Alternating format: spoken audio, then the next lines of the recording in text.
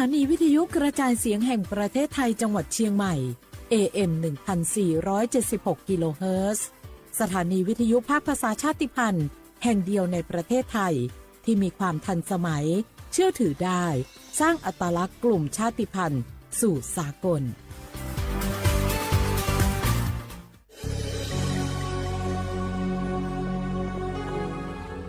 เกิดเป็นคนไทยเติบโตบนผืนแผ่นดินไทยจงภูมิใจในความเป็นไทยชาติไทยเรานั้นนับเป็นชาติที่มีความเป็นมาเก่าแก่ยาวนานเรามีภาษาวัฒนธรรมและมีสิ่งต่างๆที่เป็นเอกลักษณ์ให้เราได้ภาคภูมิใจในความเป็นคนไทยเราควรเห็นคุณค่าและมีความรักชาติหวงแหนแผ่นดินอันเป็นมรดกของบรรพชน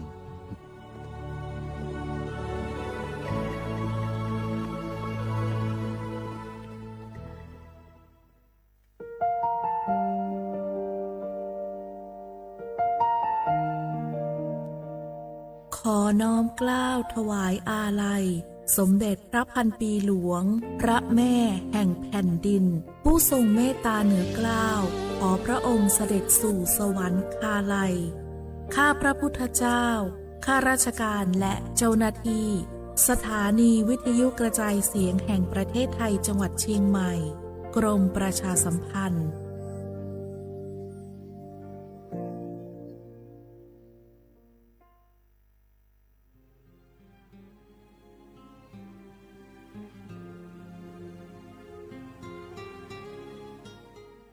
This is a moment of profound grief for the Kingdom of Thailand. The collective voices of Radio Thailand Chiang Mai, join the Thai nation in mourning the passing of our beloved Queen Martha, Her Majesty Queen Sirikit. Her life was a testament to the unwavering service, grace, and deep love for the Thai people. Our humble condolences and thoughts are with His Majesty the King, the royal family, and all the Thai people during this deeply sorrowful time. We will remember her forever.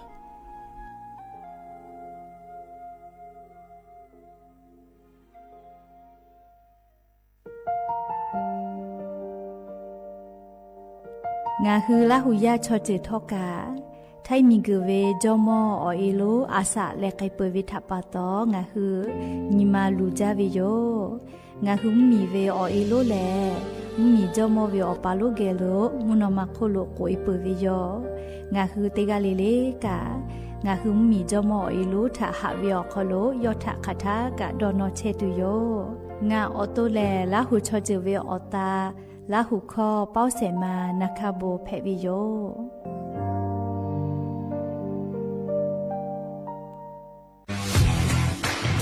รัฐบาลไทยประกาศสงครามสแกมเมอร์รัฐบาลจึงได้ประกาศสงครามกับสแกมเมอร์ในฐานะที่สแกมเมอร์เป็นวาระแห่งชาติและในวันนี้ผมก็ได้ใช้โอกาสนี้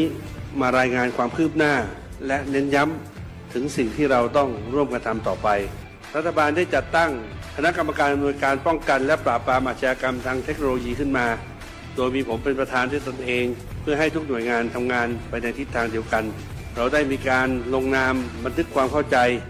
ระหว่าง 15 หน่วยงานหลักทั้งภาครัฐและภาคเอกชนตลอดจนสถาบันการเงินเพื่ออุดช่องโหว่ทางการเงินและตัดเส้นทางเงินของขบวนการอาชญากรรมเหล่านี้ให้สิ้นซากรวมพลังคนไทยต้านภัยสแกมเมอร์นายอนุทินชาญวีรกูลนายกรัฐมนตรี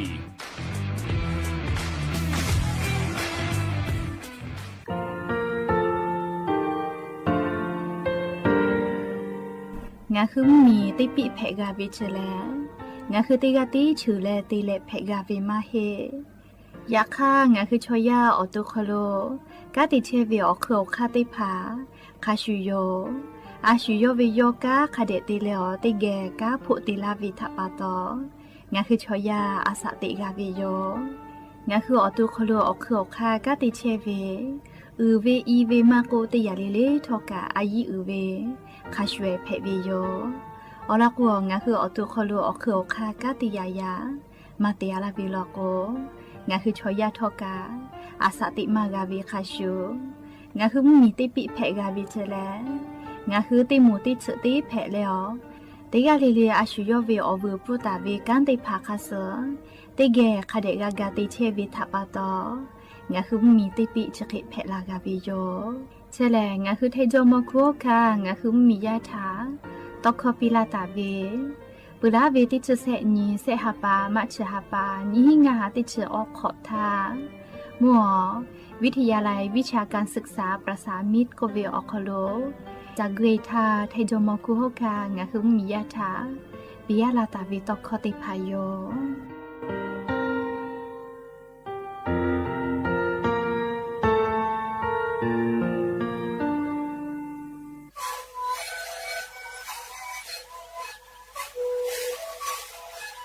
ชริคือหนูคือยาแก้เชื้อเบียออกข้อเฉลย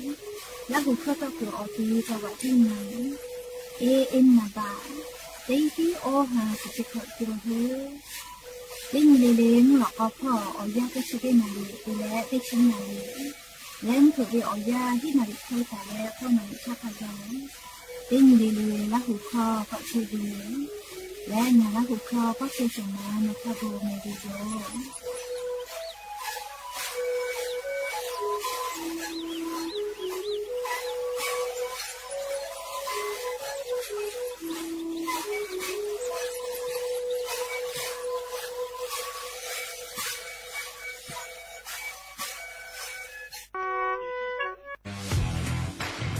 รัฐบาลไทยประกาศสงครามสแกมเมอร์รัฐบาลจึงได้ประกาศสงครามกับสแกมเมอร์ในฐานะที่สแกมเมอร์เป็นวาระแห่งชาติและในวันนี้ผมก็ได้ใช้โอกาสนี้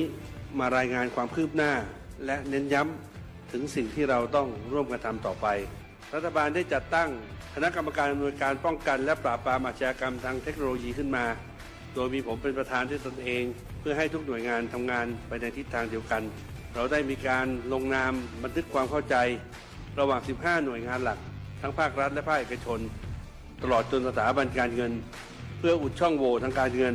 และตัดเส้นทางเงินของขบวนการอาชญากรรมเหล่านี้ให้สิ้นซากรวมพลังคนไทยต้านภัยสแปมเมอร์นายอนุทินชาญวีรกูลนายกรัฐมนตรี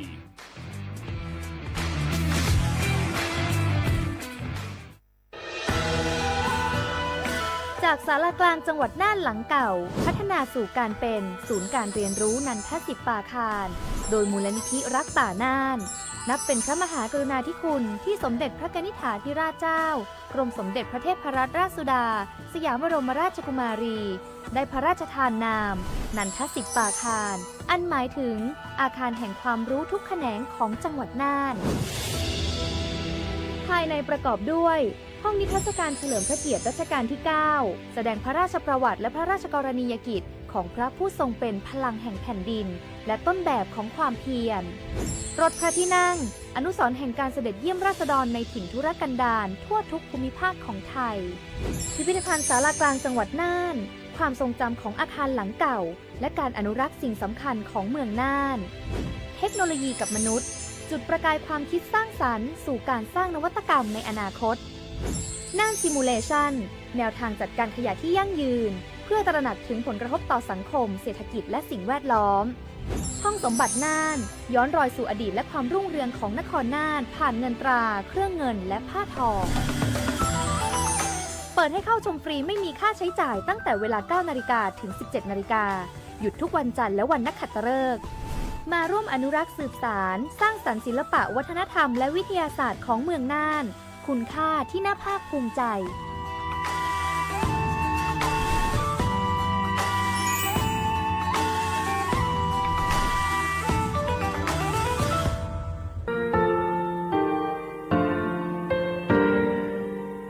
งาคือมีติปิเพกาเวเชแลงาคือติกาติฉือแลติเลเพกาเวมาเฮ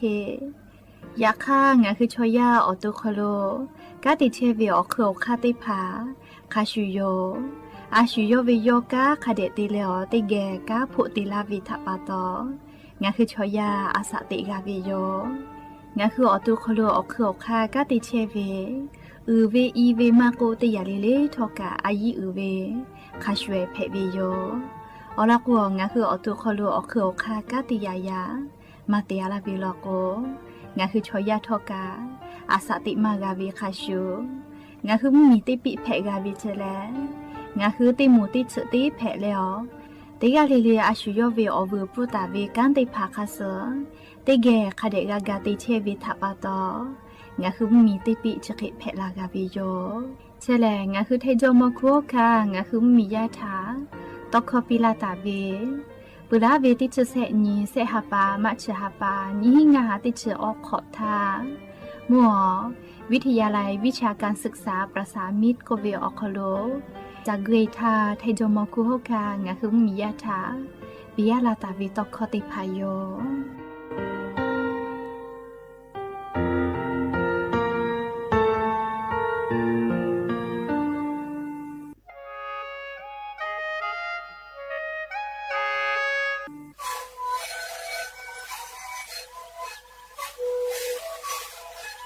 ชลิคือนักวิชาการเชวีออกข้อเฉลย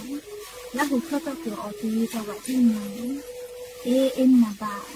เต็งที่โอหาสุดขอตัวเฮเต็งเลเลมหลอกเอาพ่อออยาก็ช่วยนาลีดูแลไปชิ้นนาลี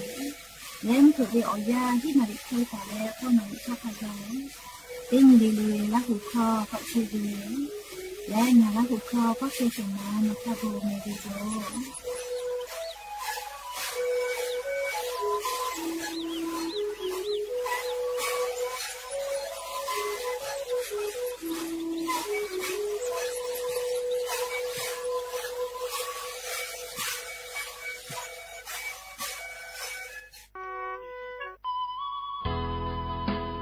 สิบบาททอโคโลเย็บแผลวิชอติพาและงาคือสิบบาททอโคโลเย็บแผลมาเย็บแผลวิออเจติพาอาชุยอตุยอชาญีเตญิกาวิโย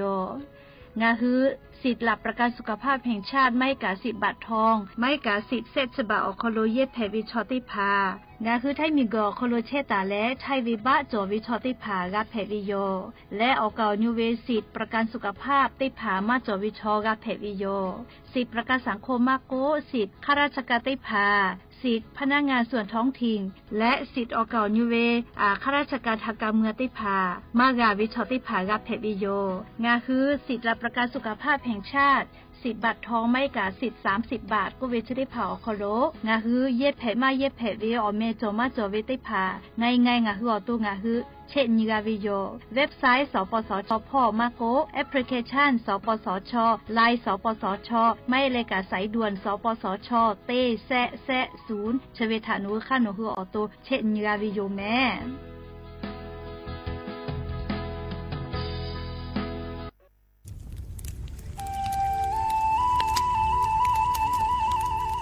จีมือดูแลมุขซ่าข่าวฝุ่น PM 2.5 จะได้ผ่าหลักเกือออกคาลูแลอากาศจะสภาหอบผ่าถ้าขยะได้ผ่าและมือคือว่าเกือเตียวคโลอามีได้ผ่าทุกคือเวทาปาตออจะได้ผ่าแลงาคือเชซาจอซาพ่อเวทาอมุยติลูไกเวกวยติลาเวอานายโยเจเวแม่สแพเวซากว่าจะพอจ้าดาเวอานาจะได้ผ่าแพกไกปื้อวิโยปาฮาจะได้ผ่าแลยะนี่งาคือติแกกูเกกาตุโยติจือเลอามิตาตุติมีแฮคโลติมีแฮเมทาเมฟุปีมีคือแพปีกอดะเกดาวิมหอซาจะได้ผ่าแลงาคือติแกปอดาเลนิหาซาวิโลโกงาคือเกโลแพกาตุโยโนคือทาฮัดแล้วโทรเชเวสำนักงานประชาสัมพันธ์ที่3กรมประชาสัมพันธ์โอโมแพวิโยคณะรัฐมนตรีมติจอตาเวคาสนิชกอนิติชหปานิหิงาหาขอจิสขอวิอยาวคโลมติจอเลจิชิตาเวคาสงาหุมมียาบะติเวพ่อปะฮะจอเชเวงาคือไทมีเกียวขอเชียวิชอติพาทะบะติปีแต่ก็แลจิชิตาเวคาสมีเวอเลี้ยวค่ามาตราติชสอคโลกุบตาเวงาคือมีอคโลชอตอชอลุพ่อเวพระราชบัญญัตินิหิงาหันชิญขอคโลกุบตาเวคาสไทมีเกียวคโลพอลุลาและเชลามอวิชอติพาและทะเบียนประวัติพาคเดเจจอวิชอติพาไทยมีกอคโลลุลาตาวิมมีเวอเลี้ยวค่ากฎหมายค่าเสือคเดลุลาเลเชเพตัวอโปงาคือมีญาติผาถะสถานะคนต่างด้าวเข้าเมืองโดยชอบกฎหมายก็เวบะติผาติปีแต่ก็แลจิชิตาวิโยเปิดตาแลมาตรา สือทวิอคโลกกูบุตาเวพระราชบัญญัติสัญชาตินี้หิงาหาหิขออคโลกกูบุตาเวแลงาคือไทมีกอคโลปอวิชอไม่กะอปออิติภาไทมีกอคโลเชมอและทะเบียประวัติอคโลบะมาโจเฮเวกายาติภาแลสัญชาติไทยติภาลอเพวิเจกุที่ออติอคโลโลโกสำนักบริหารการทะเบียนกรมการปกครองออติอคโลกาจาจาดาเลกาจาลอยวิเจออกาญเวตันจาวติภาแลนี่คือทะเบียนประวัติคาซืออเภอซานาอคโลอาจุยากาติเวอญอยาอคโลจาลอยเพวิเจนี่ชกอนี่ติชะปานี่หิงาหาขอชกอขออุโสติแม่ชกาเลงาคือไทมีกอคโลมาติคอรมอนี่ชกอนี่ติชาปานี่หิงาหาขอจสขออคโลจีชิตาเวคาซืองาคือมียาบะติภามาจอเฮเวไม่เลกะบะมาจอกะไทมีกอคโลเซเชเพตุเวบะติภาติปีแต่โกเลจีชิตาเวคาซือติปอกอยู่เวลาเลนอลาวิโยแม่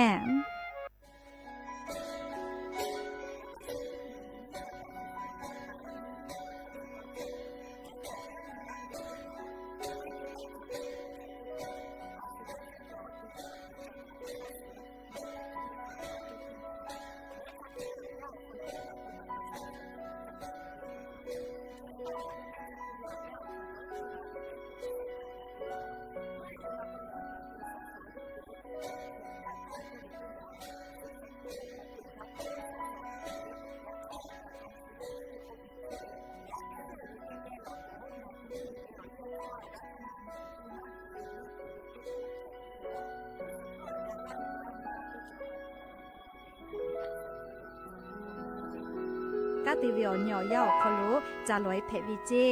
นี่ชกงาคือจาวจิใหม่อคตอกอติอคโลโฆษณาติภาคือกาเวลโกจาดาลาเพวิโยอลโกงาคือจิใหม่อคโลเวสถานีวิทยุกระจายเสียงแห่งประเทศไทยจังหวัดจิใหม่แลอคอตอเวสายาติภาสู่ไกเวกาวูจานคือและโฆษณาติภาคือกาเวลโกจาดาคือโทรศัพท์นำบะแม่0 5 แซนี่สือขอ0ขอฮีไม่เฮเลกะ0ก้อนี่อ้อขอฮีงาสือก้อโทรศัพท์นบะชเวทะจ้าดะและโฆษณาติภากุลาเพวิโย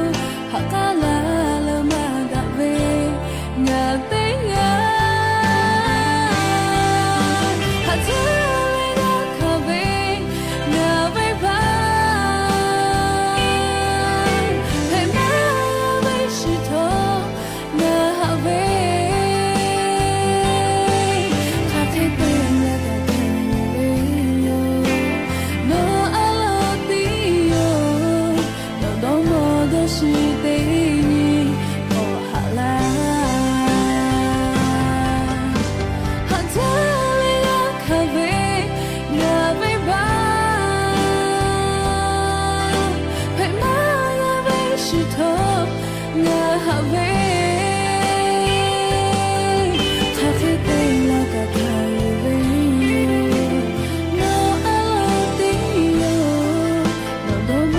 是对你我好啦，我都是对你我好啦。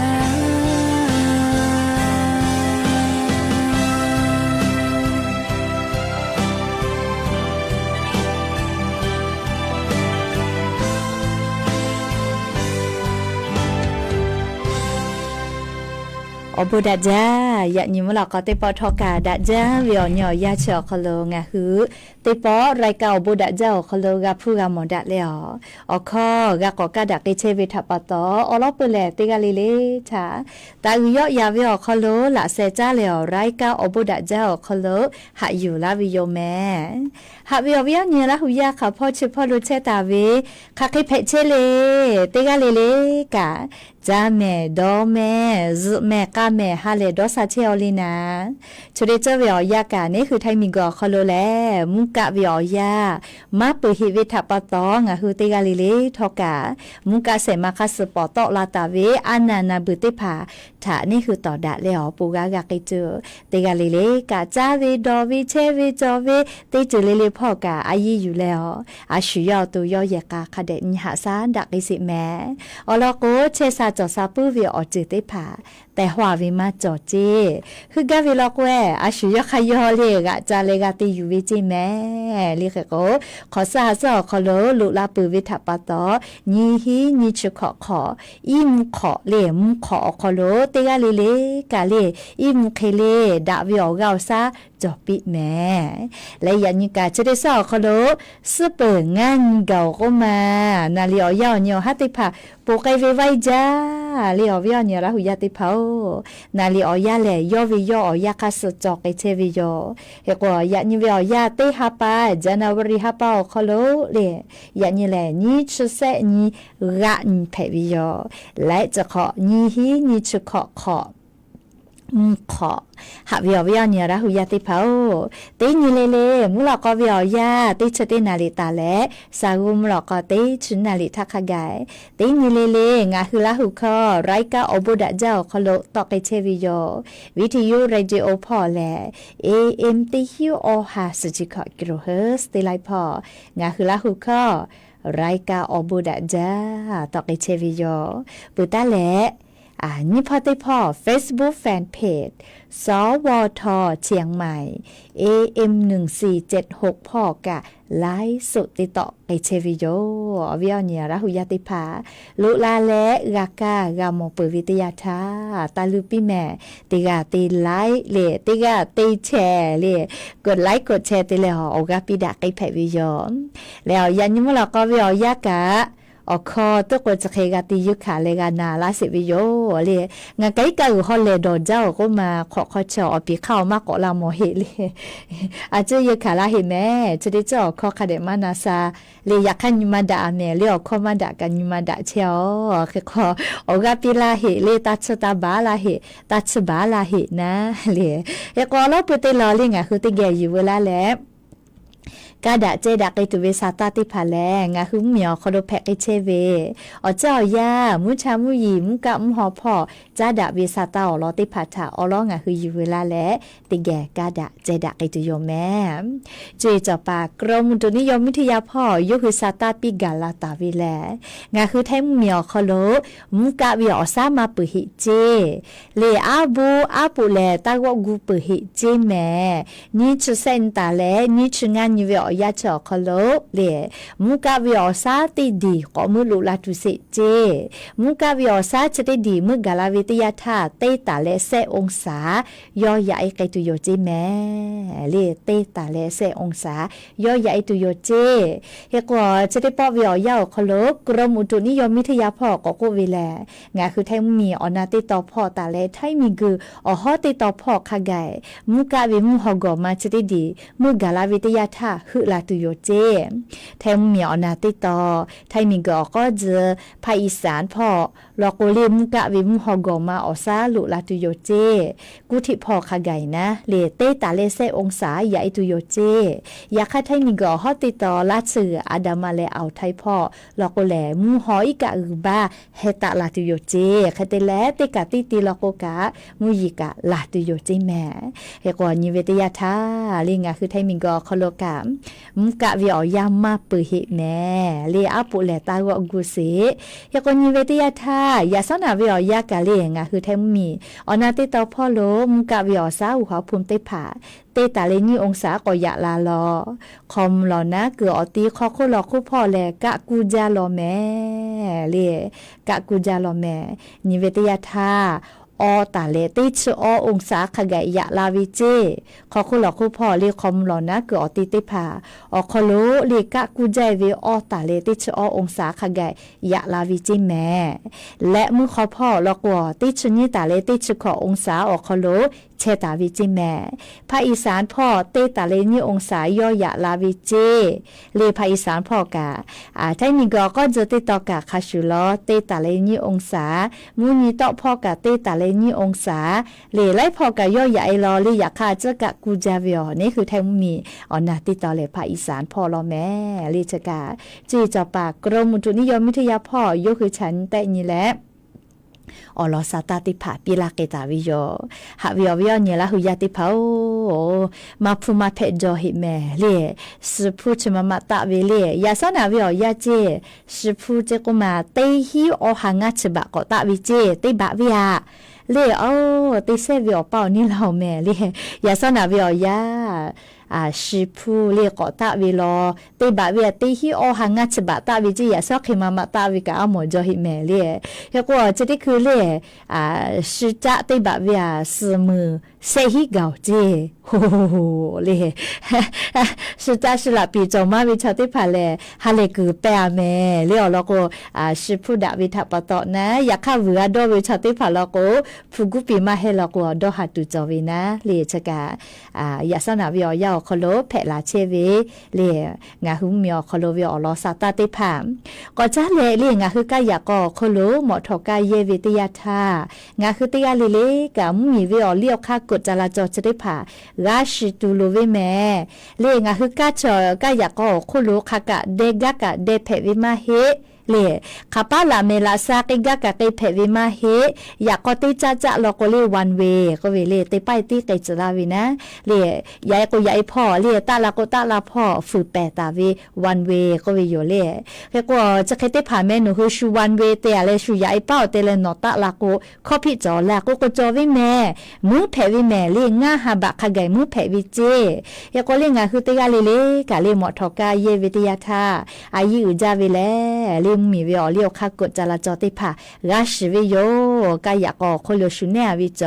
อยากจะติจ่าเลยยายเป้าจะติยายเวตาลาเป้ามาตาลาเจกุเลชูอหิติผาติเนตาเวไทยคอลโกเครื่องหมายกดจราจรก็เวจะติผาราชิตูลูเว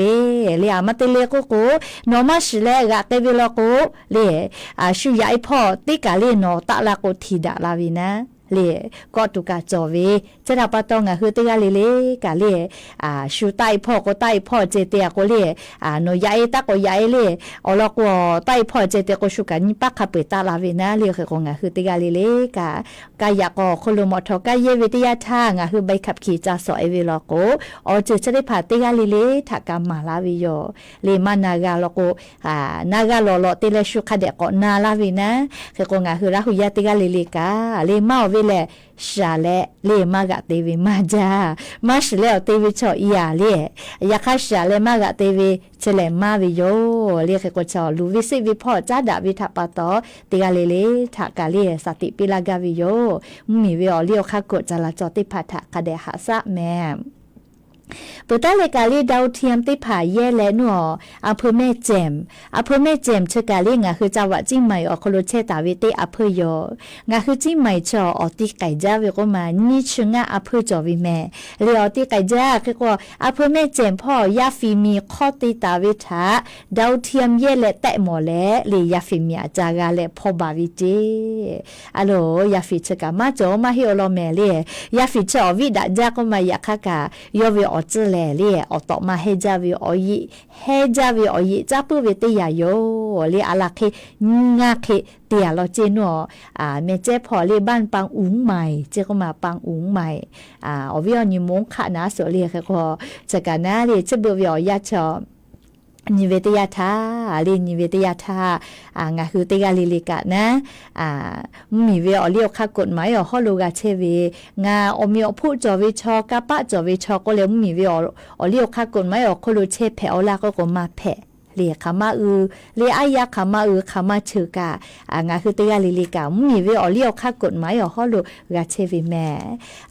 โลมาที่มาจอติเวอเจติผาจอฟ้ามาปูลอแมวเวียเนี่ยละหุยาติผานัวเล่อาลูชติปอวิอยากรมการปกครองพ่อเจ้าหน้าที่ได้พา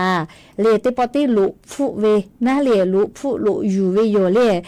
นัวอำเภอจีดาวเลปะละอำเภอเจ้าหน้าที่เทศบาลทักกันเลชติคือวิอยาขับเปขอราอยู่เราจิแม่เลคอพี่เตปอติอยู่เราเวนะเลชอคอพี่จอเวนะยากว่าอำเภอคโลกาติเชเวปะละอำเภอตาเลเจ้าหน้าที่เทศบาลกาลอเจอำเภอจีดาวพอมียาเลบะรักกึกะจอวิมอติผาฮอจาเวลอเจชุพุจอปาติผาฮอปีเวลอเจก็มายะก็งาคือขอยาโลยะกูรักกึกะจอกะบะเตมากาเวเลบะคันยิปอจาติกะนมมาตอละเหเตโกวิชอเลอเลมือเลกะชันยิเวอคโลเลเนคือวิบะอเมชัวฮอจากเวลอเจก็มาอะโลเลอะโลมาติกึมาติจอกะเตเวเลอแต่ก็ยอชะเคติตุกะปะมาจอเลก็งาคือไทมิงก็คโลเชเวเนคือลาหุยากะบะกาโจกะมากะเหเวมาจาวิโยเรียกก็มีพ่อกะติปาติผาเจ้าหน้าที่มาที่มาจอวิอคโลงะคือมียาเวบะอเมติผานะเลฟูฮอจาเวเลยะคะกะยันเสชอยะจองาคือติพิติยะตาวิอเจติผาชอคามาเบฟากะเบฟามาปูโกวิชออเตลนาลอแมเรียกก็อมุยตอลาเชโอไลพอเรียจุยารัฐบากะอายีอยู่แลเรียยหัวมาจอมาเควิอคโลติปอติลุฟุปีเวก็มาลุฟุเวทาปะตอลีอยู่กาวินะละทากะอยู่กาวิเจเอกสากะลีไลขอกะสกฮอพาเตฮอสกะลอเจฟูกะอที่ลุติกะลอเจเล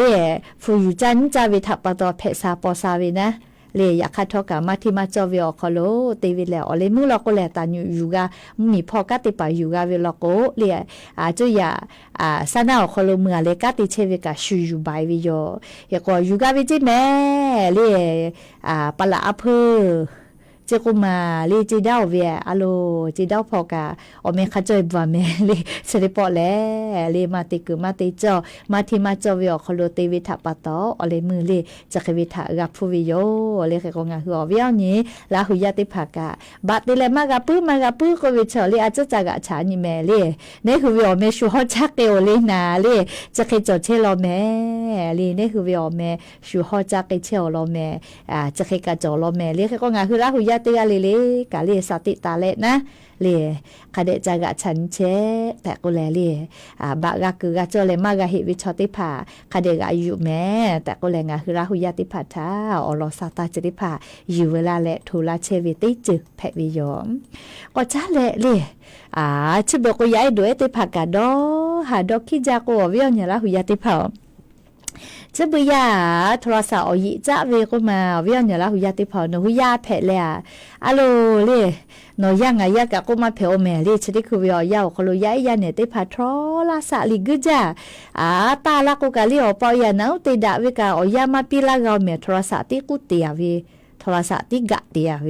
เรียกคนชนิดคือวิอยาเรียงาหึงมีพ่อยาเออือลามุลาวิพ่อชนิดแต่นี่พ่อก็ติปากาสาตาติผัดปีกาลาวินะยาเอติผัดโทรศัพท์จาวิทยาธาอสอสาพ่ออือลาคืออือลาโจวิกะคาบิมาอือลากาโลเจและชวิอคู่กะยาเออุนอเนละเละปื้อเวตอกาปื้อเวชนิดผักาอือลาคืออือลาโจวิเคเลมาอือลากาโลเจอุนอเนติผักาเรียกว่ายานิงาคือยาไข่เพชเลสาตาจะได้มากาหมอปุคนเรียกว่าเลยอาชุยอยากาขอกาจับฟันนี่แม่เรียเตผาลโกยาเชปุยกูนะยาเชปุยาจีโทรศัพท์พอแต่พี่ก็เลยยาคนใจวิทยาทายาไอเมสเมจากาลุยแล้วอุนอเนกาลุทักขไกไกวิโรจิแม่แล้วเลยกาจะได้คือกอดหาดคิดตุจอจาเวียยาเนเลยอาสาที่ฉันยังขอคู่วิติโมโทรศัพท์ใจเลยเลยโทรศัพท์คอลวิเกมลีกูใจเลยวุ้ยเวเลอุนอเนลุยเวกะคาบิเพเชลจิแม่อะโลเลยายติพันมากะมาดาวก็มาเจลเปลก็เปียนี่นี่จุดๆแต่ละเวเนหัวเปายากะจะเวลาโทรศัพท์ใจเวทับปะตออยิจ้าเวเกมติผานะอยิจ้าเวเกมลิกูเวชาลิอยู่กะตุนากะบ่ดาเวไลจือเลเวคนนี่เลยเวก็มากะตุกะถิกะติเวนะเลก็ยายติผาโลคิจาเมอปอยติผาโทรศัพท์ยาตาปิแม่อามาติเลก็เลยในหัวไปติผ่านนะโทรศัพท์ยาปีวิทยาธารหัสติผ่าคาเดลอกเลนเว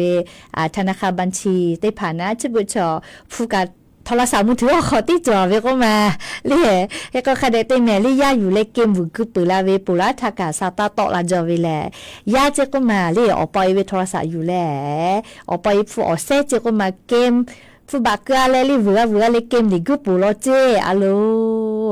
ดอกเป็ดตัวมากก็เฮียชิยอยาเลยแค่ก็มากกับเป็ดตัวนะเลยฝ่าวิเลดาวิแม่เลยอวิเนี่ยละหุยาติเผาติกาลิลิกาสติตาหิแม่แต่ก็แลเลยอ๋อเราจะได้พักกันอยู่เวลาแล้งอ่ะคือละหุยาทะจะเกชิลากาลาวิโยแม่ก็จะเละติลอกะก็กิสาโลยอตุกกะแปจ้าเลยยอตุไปจ้าอยากเข้ายากกว่ายากก็อยากขไม่มาเจออยากข้ากะจุจาวิอคโลเลยเอายากาตาวิคัสนะงะคือละหุยาอปอบุมาช่วยกะตัวอปสาตาติมาเปิดติมาอยู่เวลาและทุลักไอตุโยแม่หาวิอวิเนี่ยละหุยาติเผาตาลูปีแม่เลยนี่ฮาปาฟีฟารีฮาปาเล่ซอติฮาปาอยู่นะฮาปาซื้อหินี่แหละงาคือไทยมีกอคอโลเล่เมกเวอนิโยเล่จะได้ปอบยางาคืออหัวนากาตุเวเล่คาติกากาตุเวดาวิชอกาตุนามาดาวิชอกาตุนาเล่งาคือลาเซคอโลจอวิแม่เล่ดาวิอหัวนาลูกาวิทยาธางาคือมีกาอืลามุลากิตุโยอยากค่ะมาดาวิอหัวนากาวิลอกเวงาคือมียาเล่กายึกขาวิเจติอยู่เลยยึกขาวิอามาปูแม่เลยดาวิอหัวนากาวิลอกกาจากาดอวิพอกะดาลาอืลามุลากิตุโยอยากค่ะคติกาดามาดาวิชอเล่งากะกุมากาโนคือข้าโนคือฉันแต่นี่แล้วสอแม่เรียกว่างาคือไทยมิงก็คอโลเชเวอาสาติชีขอบีเปเวยาเนติกาลิลิไทยวิบะจอตาวิชอติพาแลเลมุซอฮีนาลิตาแลมเผืองานาริเวอยักขะไกงาคือแม่จักเกยแม่บะประชาชนคาเดอยู่และแม่จักเกยเลยแม่คือเวแลงาคือมียาเตกาลิลิวิกาเพวิโยเลยติกาเวียแม่เสกูกาตุโยเจอรอติมาแลสอสอลุเวเลสอสอปุระคนนี่มาติมาเลยน้อยเวเจสอสอลุเวสีเขียวเลยน้อยเวเจเลยสีเขียวนะปุระโกเลยพักการเมืองนโยบายลุเวเจเวก็สีชมพูเลยออกเปยนะปุระเลยเสมาติมาแล้วก็เสวิเจก็มาชื่อวิออเล่งาคือมีออกโลเสียงประชามติก็เวนะรัฐธรรมนูญก็เวมึงมีวิออเลี้ยวค่ากฎหมายดอกูปามากูปาเวดอจอมาดอจอวิทะเลงาคือมียาวิคอนากาวิทะปะตอเลเมกุจลาเชวิโย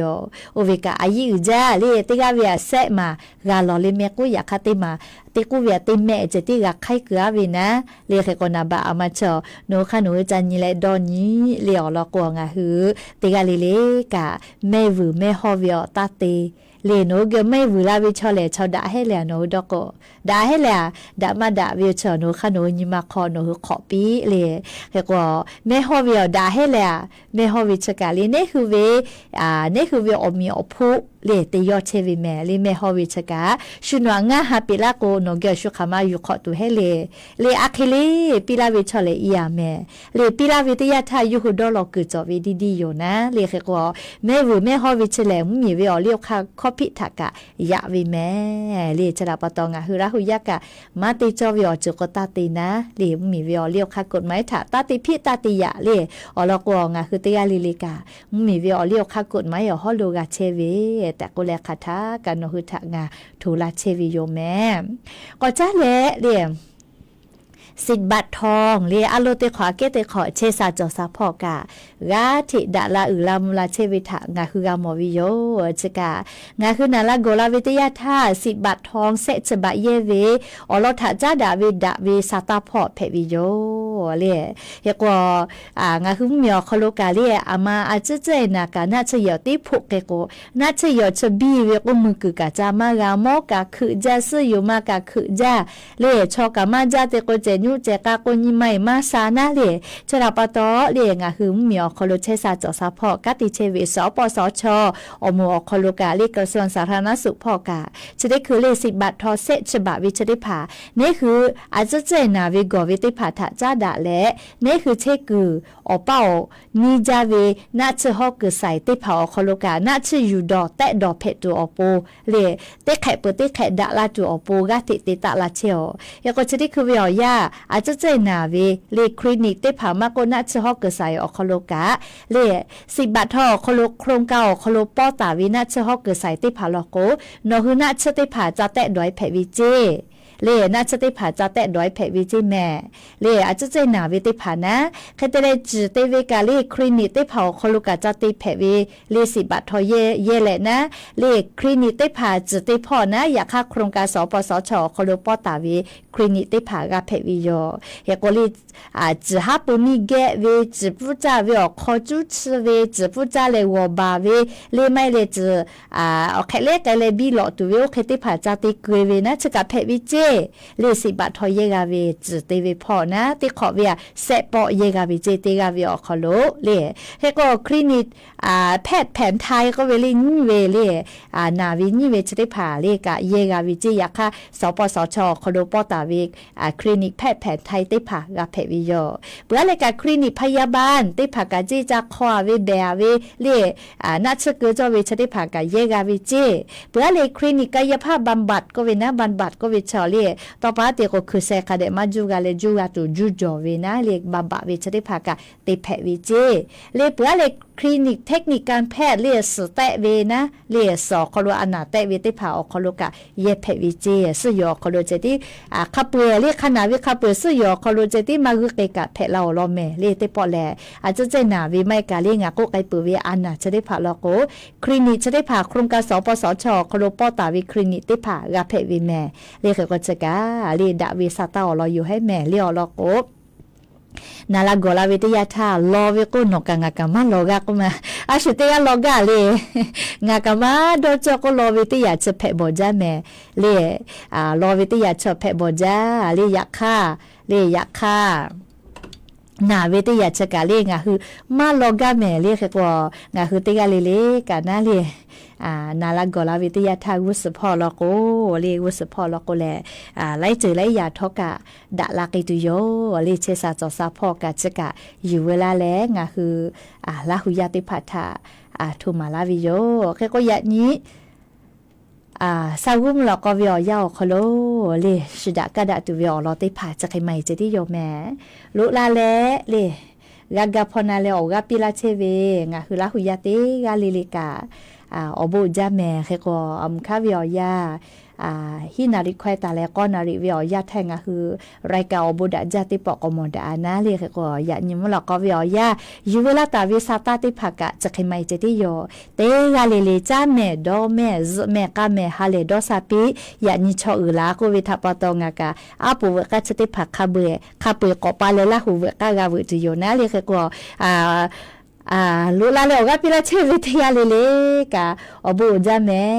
เรียกกว่าติกาเลเชซาจอซาฮาเลดอซาปีอบูจา